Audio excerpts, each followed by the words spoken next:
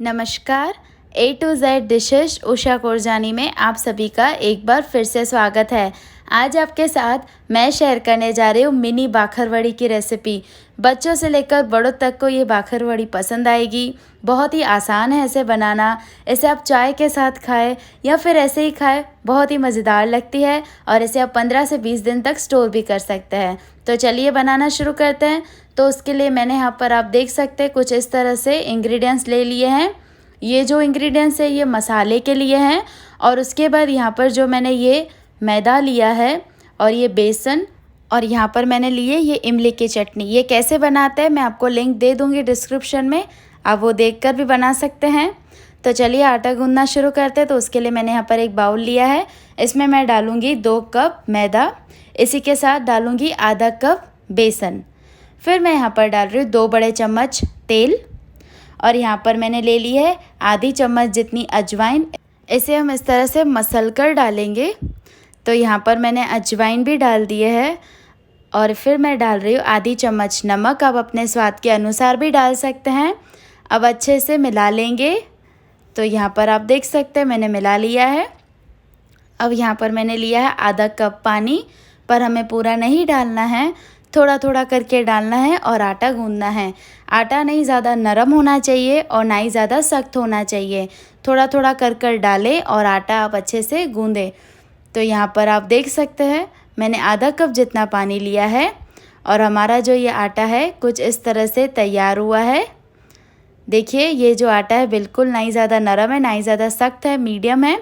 अब इसे ढककर हम 15 से 20 मिनट तक रख देंगे। तो जब तक ये आटे को रेस्ट मिल रहा है हम इसके लिए मसाला बनाएंगे मिनी बाखरवड़ी के लिए। तो यहाँ पर मैंने मिक्सर ले लिया, इसके अंदर मैं 2 चम्मच तिल डाल रही हूँ, 1 बड़ा चम्मच सौंफ, 1 चम्मच मैं डाल रही हूँ लाल मिर्च पाउडर और फिर मैंने यहाँ पर लिया है जीरा, ये आधी चम्मच है, ये डाल रही हूँ।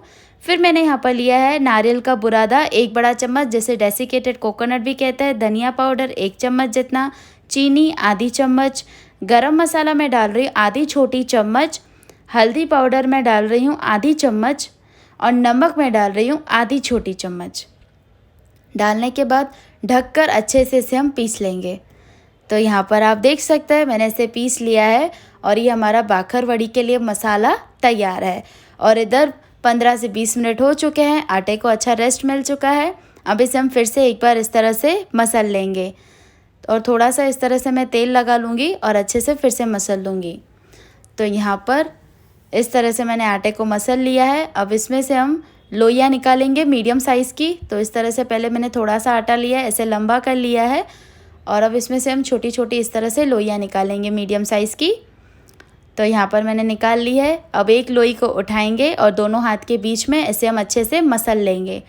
तो यहाँ पर आप देख सकते हैं मैंने इसे मसल लिया है। अब हम बाखरवड़ी बनाना शुरू करते हैं।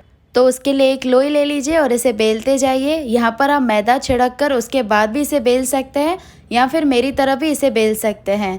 तो यहाँ पर आप देख सकते हैं जैसे जैसे मैं इसे बेल रही हूँ ये बिल्कुल भी मैदा सिकुड़ नहीं रहा है। ये इसलिए क्योंकि इसे अच्छा रेस्ट मिला है और मैंने अच्छे से आटा गूंदा है। तो इस बात का आप ज़रूर ध्यान रखें। बेलने के बाद इसके किनारे जो है थोड़े थोड़े से हम निकाल लेंगे। तो देखिए इस तरह से मैंने निकाल लिया ताकि क्या ये अच्छे से शेप में आ जाए। अब इसे हम बीच से भी काट लेंगे और काटने के बाद ये एक साइड पर हम ये इमली की चटनी लगाएंगे। हल्की सी लगानी है, ज़्यादा नहीं लगाइएगा नहीं तो ये बाहर भी निकल सकती है। हल्की सी इमली की चटनी लगाइए। इसी तरह से हम दूसरी साइड्स पर भी लगाएंगे। तो यहाँ पर ये दूसरी साइड पर भी मैंने लगा लिए। अब जो हमने ये मसाला तैयार किया था पीसकर, ये भी इस तरह से डालेंगे। आपको ध्यान रखना है ये भी आप ज़्यादा ना डालें, थोड़ा ही डालें। हाथों की मदद से इसे हम फैला लेंगे और आपको ध्यान रखना है कि इसके किनारों पर बिल्कुल भी ना ही इमली की चटनी और ना ही मसाला होना चाहिए, किनारे इसके खाली होने चाहिए।